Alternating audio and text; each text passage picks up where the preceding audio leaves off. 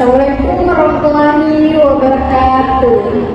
Perkenalkan, saya Tasya Adentia, kelas Trio 4, semester 6. Di sini bersama narasumber kami. Nama saya Dina Anggraini, saya dosen prodi Biologi. Baik Ibu, di sini saya ingin bertanya kepada Ibu. Ini tentang sinergi pengasuh anak dan gadget pada anak. Langsung saja dengan pertanyaan kami ya Ibu. Kapan menurut Ibu waktu yang tepat bagi anak untuk mulai mengenal gadget secara mandiri? Oke, kalau kita bahas waktu yang paling tepat menurut saya, kita jangan memberikan anak gadget secara mandiri itu jangan sampai di usia anak usia dini. Jadi lebih baik di usia setelah anak usia dini atau 8 tahun ke atas. Itu juga kita harus batasi maksimal 2 jam, jangan berturut-turut, kita bagi-bagi dulu sekolah setengah jam, setelah sore setengah jam, sampai malam batas waktunya 2 jam selesai. Dan hari juga nggak boleh tidur lewat dari jam 9 malam. Oke, itu lanjut. Pertanyaan selanjutnya Ibu, bagaimana cara Ibu menjelaskan bahaya internet pada anak tanpa membuatnya merasa takut tertekan?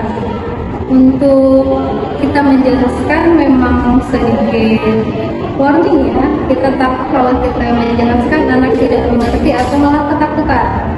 Jadi kita bisa memberikan analogi yang sederhana. Contohnya kita kasih bahwa internet atau gadget itu sama seperti lampu merah di lalu lintas.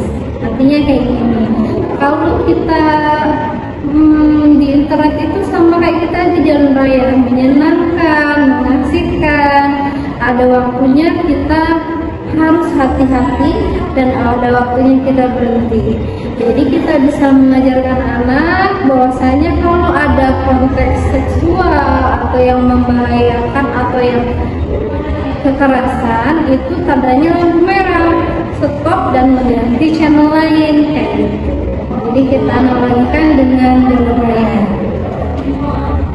Bagus sekali pertanyaan dari Ibu. Apa aturan konflik mengenai bintang free zona atau area bebas gadget yang diterapkan di rumah Ibu? Oke, kalau untuk area free zona gadget itu ada 2 aturan sangat mutlak dan tidak boleh diganti. Yang pertama di meja makan dan yang kedua di kamar atau di waktu sebelum tidur. Artinya ketika kita makan kita ada bonding, kita ada waktu family time yang tidak boleh ada gadget di sana. Dan yang kedua waktu di kamar itu waktunya kita tidur, sebelum tidur tidak boleh sama sekali ada gadget. Jika lingkungan bermain di sekitar rumah membawa pengaruh buruk atau kata kasar, perilaku tidak sopan, tindakan apa yang Ibu ambil?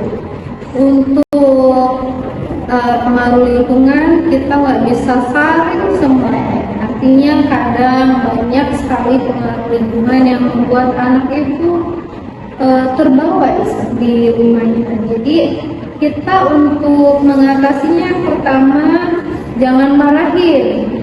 Ketika anak berkata seperti itu kita tanya pada anak, yang kamu omongin itu artinya apa? Kalau dia tidak tahu kita kasih jelasin. Artinya begini, artinya misalnya dia bilang hal-hal yang negatif, kita kasih tahu artinya seperti ini. Kalau kamu berkata seperti itu maka itu tidak seperti.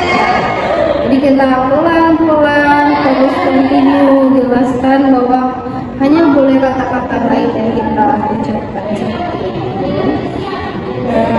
Bagaimana cara Ibu memantau konten yang ditonton anak tanpa membuat mereka merasa privasinya dilanggar? Kalau untuk konten kita perlu membatasi, tapi dengan catatan jangan mengawasi secara diam-diam. Kita awasi benar-benar harus terang-terangan kita bilang ke anak bahwasanya yang ditonton itu harus dibatasi, seperti tadi ada lampu merah dan ada lampu kuning dan lampu hijau. Yang mana lampu hijau, yang mana lampu merah. Nah, kita juga bahas bahwasanya di HP anak itu kita kasih kontrol orang tua. Kan sekarang sudah modern ya. Di HP sudah ada kontrol orang tua, kita kontrol dan kita jelasin anak fungsinya apa supaya anak itu nggak kelewatan kebablasan ketika lampu merah dia berhenti, ketika lampu hijau dia boleh jalan. Kayak gitu. Sering ayah dianggap hanya sebagai pencari nafkah. Menurut ibu, bagaimana cara ayah bisa masuk lebih dalam urusan emosional anak? Kan ayah sekarang banyak sibuk ya. Untuk pola asuh kita tidak harus membuat ayah itu memiliki pola asuh seperti ibu. Jangan kita tuntut ayah kayak memanjakan seperti ibu, anak sini sayang, tidak. Kita buat ayah tersebut ikut adil ya. Ketika dia tidak bekerja, dia pulang, berikan waktu ayah dan anak bermain bersama. Temani anaknya bermain, entah main bola, atau pokoknya kegiatan yang ayah tuh bisa mendampingi tanpa harus pekerjaan ikut-ikut. Artinya ketika udah pulang, ya pulang main sama anak, jangan masih sibuk dengan pekerjaan dan lain-lain. Ketika anak perlu dan ayah mendampingi, itu sudah bondingnya sudah tercipta.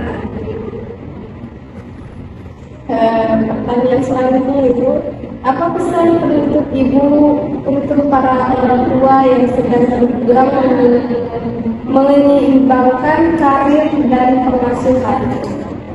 Untuk orang-orang tua, saya paham betul bahwasanya menyeimbangkan itu sulit.